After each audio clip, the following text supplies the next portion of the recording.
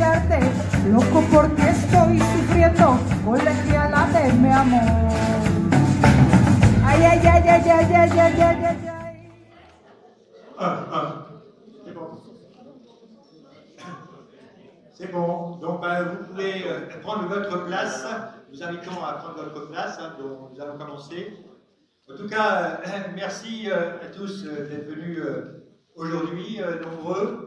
Cette journée, comme vous savez, a été intitulée donc, le printemps des services publics en Essonne, rencontres, débats et perspectives. Elle est en fait organisée dans le cadre de la campagne nationale qui est initiée par le collectif Nos Services Publics, auquel s'est joint d'ailleurs la Convergence nationale des services publics, et tous deux sont représentés ici, et merci à eux. Alors, se sont mobilisés pour cet événement essonnien les syndicats, CGT, FSU, Solidaire, le SAF, le syndicat des avocats de France, et puis les associations engagées de l'Essonne, hein, telles que LDH, ATTAC, ATD Carmonde, ACIMAL, RESF, ASTI, Comité de défense de l'hôpital, Coordination Île-de-France, et excusez-moi si j'en oublie.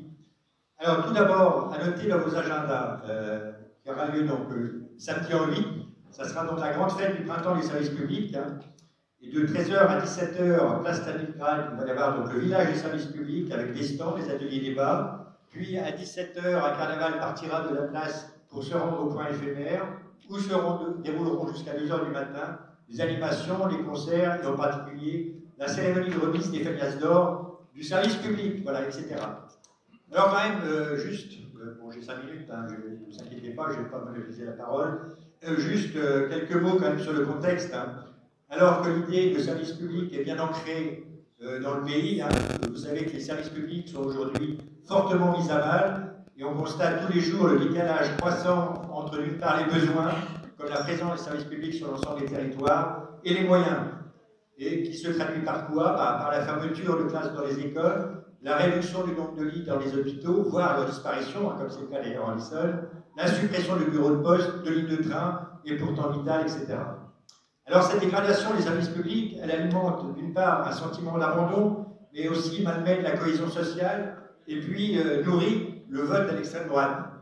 Et la nouvelle cure d'austérité qui est imposée par le gouvernement, et sous le prétexte de construction d'une économie des guerres, va avoir des conséquences concrètes sur l'ensemble à la fois des agents publics, mais également les usagers.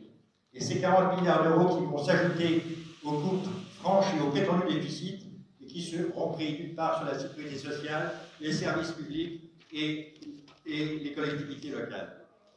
Alors on en vient à cette journée, le déroulement. Bon, en plus de témoignages essonniens, participeront donc des représentants nationaux de syndicats, d'associations, de collectifs, ainsi que des chercheurs spécialistes des questions de services publics. Alors ça sera donc, vous l'avez vu, sous forme de 3 tables rondes. La première, qui va commencer, va parler de l'accessibilité des services publics. La deuxième, à 15h45, ça sera donc sur le rapport public-privé. Et le troisième, à 17h30, c'est comment vivre demain dignement dans nos luttes d'aujourd'hui et quelles exigences pour le service public de demain.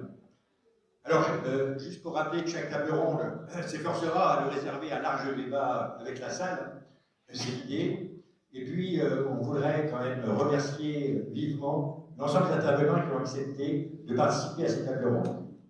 À 19h seront servis donc des repas, des spécialités de l'Afrique de l'Ouest, et nous vous invitons dès maintenant, ou entre les tables rondes, à prendre un ticket repas au prix de 10 € au point barre.